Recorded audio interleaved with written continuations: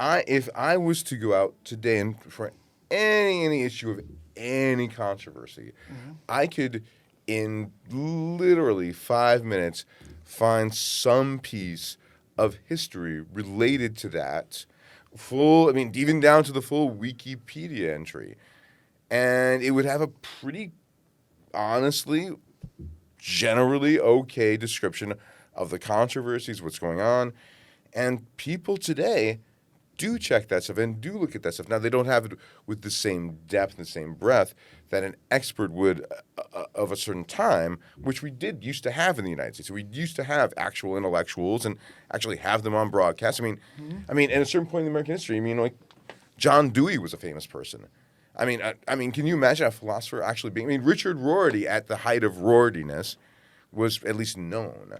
So I mean, we do have a tradition of intellectuals and historians and throughout our culture. The issue, I think, is that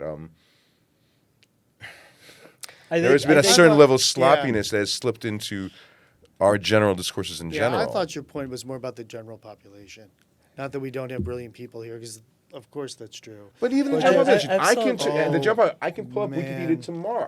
I get any high school kid. I'm just talking about having will pick it up right now. conversations with people. I'm just talking about having conversations with, like, anybody you might come across in the street, and their knowledge of history, literature, and geography. And my own personal experience is when I'm in other countries, it is way, way more deep and broad than what it is with America.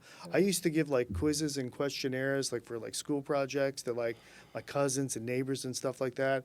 I was astonished. They didn't know anything about anything, and they didn't care, and they didn't reflect on it. And that was a shock to me, and I never really noticed it being that different other places. I would say New York is an exception, because a lot of the people that are like wildly curious, a lot of them come to New York.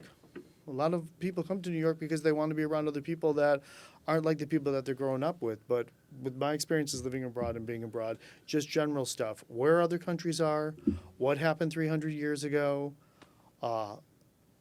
which wasn't that long ago. Some excellent novels that you read.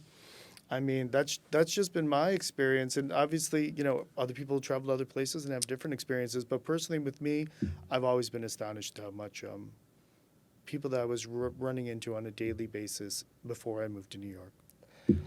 How much they knew about. But how much is that going to get you working at a Walmart? I mean, to a certain extent.